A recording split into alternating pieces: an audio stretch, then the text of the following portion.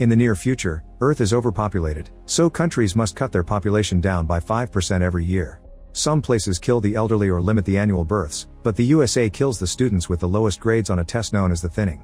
In Texas, Governor Dean is very supportive of this program, so his son Blake fails the test on purpose to teach him a lesson. Dean manipulates the results to replace Blake with Lena, the best in the class. However, the teens expose the trick on the news. It turns out the results have been modified for years so rich students never fail. Instead of taking the blame, Dean pretends security head Mason did it and allows his son to be taken away in order to save his career. During Blake's funeral, Dean plays the part of a sad father perfectly. His campaign manager Georgina informs him that FBI agent Morris has been assigned to the case, so she's taken Mason somewhere secret away from the investigation. Now Dean can concentrate on the election since he's a candidate for president. Meanwhile, Lena is approached by the press and she avoids any questions about suing the school.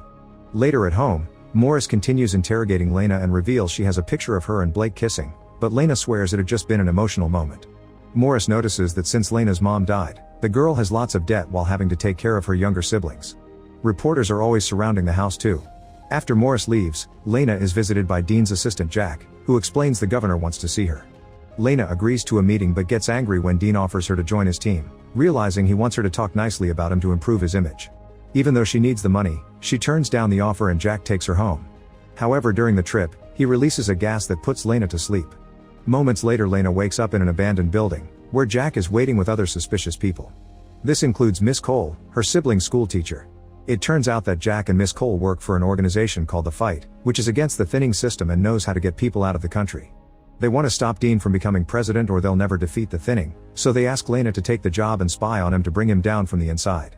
In the meantime, Lena's friend Kellen gets a job with the famous reporter Wendy. He wants to write about the school case, but since he's new, he's only given menial tasks for now. However, he still does research in his free time and goes to the funeral home to interview the employees, only to discover none of them handled Blake's body. That night, Kellen tells Lena to come with him to the cemetery.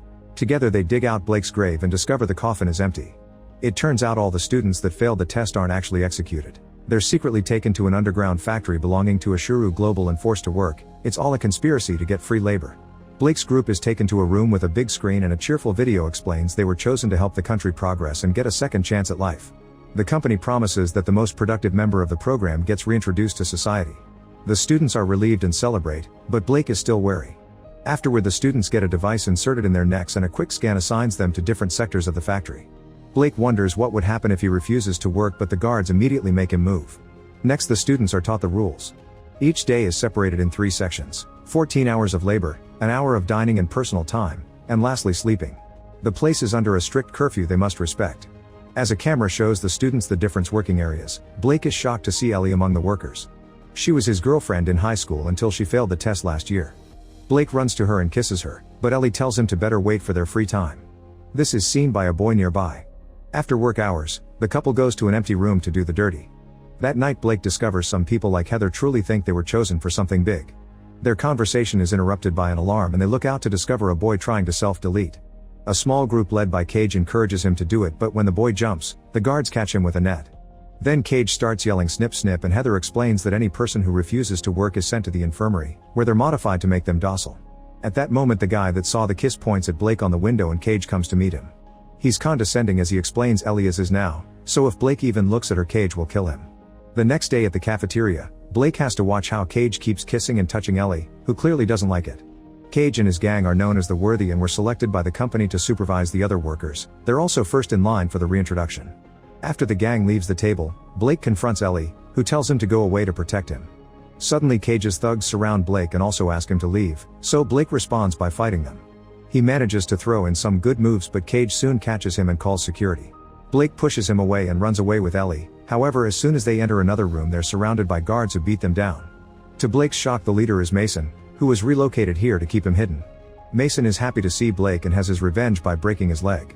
8 months later, Dean continues to campaign with only a few days left for the election. Lena has been working in his team and talking him positively about him on the news, while in private she sends all the intel to Cole and Jack. Lena is getting tired because there hasn't been any progress, but luckily Cole announces a plan. Everything they need is in Georgina's computer, so a hacker gives Lena a device to access it and copy the important files. Kellen hears everything while trying to hide in the background, but Jack's team know he's there. Sometime later, Dean needs to practice for the debate and Lena volunteers as her opponent, using the chance to say all the horrible things she thinks about him while pretending it's an act. Meanwhile, Ashuru Global stocks keep on growing and their technology is spreading through the whole world. At the factory, Blake works and follows the rules to avoid trouble. He also doesn't talk to Ellie to protect her from Cage. Blake's leg is still limping because every few days, Cage and his gang enter his room at night and break it again. When Blake goes to the infirmary, the doctor is suspicious and asks questions, but Blake only says he fell. Seeing another student being dragged to the alteration room for refusing to work, Blake guesses there's no reintroduction and asks the doctor for help, but she is too scared to do anything. In the meantime, cage fights are held during recreation time. Cage is the current champion and very strong, always leaving his opponents barely alive. The guards usually don't do much, but Blake convinces them to take the latest loser to the infirmary or he'll die. When Cage sees Blake in the audience, he swears that one day they'll fight too. Afterward, Blake looks for Heather and asks her to secretly inform Ellie to be at Cage's boxing match the next day. Heather touches him and asks him to get together with her instead since her thing with Ellie is obviously over, but Blake turns her down. Later, Heather finds Ellie and tells her Blake doesn't want to see her anymore. It turns out she's working for Cage, who promises to recommend her for reintroduction. Back in town, Kellen tells Wendy about his theory as he presents his research, not mentioning he did lots of hacking for it. The tablets where they perform the thinning tests are made by Ashuru Global, and Georgina works for them. The company has doubled their production, yet they laid off half their workforce, so Georgina said they use automation. However, Kellen discovered the company is paying for machines they never received. He took a tour of the new campus and didn't find enough space for a manufacturing area full of machines. There's no paperwork related to outsourcing, but he did discover that Ashuru has been buying military rations for at least 100,000 people. He concludes that the company is using the students as slaves, but sadly he doesn't have concrete proof and Wendy dismisses him. When Kellen gets in his car, a masked man appears behind him and tries to suffocate him with a bag. Kellen activates the car alarm and the guy runs away not to be caught. At home, Lena finds Blake in her room and they start kissing, only for Blake to suddenly transform into Jack. At the moment, Lena wakes up from the dream because there's someone knocking on her door. It's Kellen, who has brought beer and plays really loud music, pretending he wants to party. But this is actually an act to cover up their meeting, and he shows Lena some notes with an explanation of what's going on, saying Ashuru is always listening. To help, Lena gives him Morris card. On the day of the election, Lena drops her siblings off at Cole's, who promises she'll take the kids to safety. After Lena leaves, Cole reveals a secret passage at the back of her house. Then Lena is picked up by Jack, and during the trip he explains he joined the fight to get revenge for his sister, who failed the exam for being dyslexic. The duo makes it to Ashuru's building where Dean and his team are waiting for the results, and Lena kisses Jack for good luck. Moments later, Lena goes to the bathroom and locks it before she escapes through the window. She carefully walks on the edge of the building and makes a jump that almost makes her fall, but she holds on just in time and manages to reach the other window to enter Georgina's office. Using the hacker's device, she accesses the computer and finds all the secrets of the factory, crying when she discovers Blake is actually alive. While she transfers the files, Jack overhears Georgina say she left something in her office, so he texts Lena to warn her. Lena asks for more time and Jack lies to Georgina, telling her that Dean urgently wants to see her. When Georgina gets to Dean and discovers Jack lied, she sends her men to arrest him. At the same time, the guards are getting suspicious of Lena's delay and start breaking the lock. Luckily, Lena finishes the download and climbs back into the bathroom just in time to open the door. She sees Jack has been arrested and rushes outside to call Morris, asking for help. At the factory, Blake waits for Cage to finish his latest match and challenges him to a fight, saying he gets to be the leader if he wins. Blake surprises Cage by being a fantastic opponent that hits hard even with his wounded leg. While the guys fight, Ellie can't stop thinking about the breakup and stops working to return to her room. When the guards find her, she appears unconscious, so they try to touch her, only for Ellie to suddenly bite the guard's finger. Then she tries fighting them, but they're clearly stronger and throw her against a mirror to knock her down. Next, they tie her to a stretcher to take her to the infirmary for modification, and they're seen by Heather, who feels guilty. Back to the fight, Blake overpowers Cage but also offers his hand to make a truce. A furious Cage responds by bringing Blake down and start kicking him.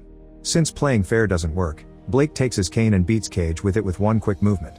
The crowd chants Blake's name as he's declared the new leader, but the moment is interrupted by an alarm. Heather arrives and tells them about Ellie, so Blake gathers Cage and his gang for a talk. He explains there's no reintroduction to society and they'll be stuck there forever, which convinces the guys to help him with a plan.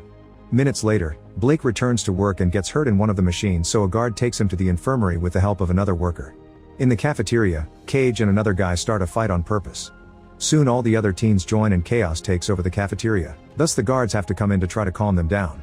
As the alarm rings, Blake and his friend fight the guards in the corridor, easily bringing them down before stealing their keys. Next, Blake goes to the infirmary, where he knocks out the doctor right before she can use her drill on Ellie. A second doctor surprises Blake from the back and captures him, so Blake grabs a syringe to stab him before knocking him out. Then Blake and Ellie share a kiss before he takes off the trackers in their necks with a scalpel. In the cafeteria, a furious Mason comes in and starts beating up kids, but Cage refuses to talk. Then Mason checks the tracker on his phone and realizes Blake is behind this. He follows the tracker to the infirmary, but the couple is already gone. Wearing the doctor's uniforms, Blake and Ellie are moving around undetected.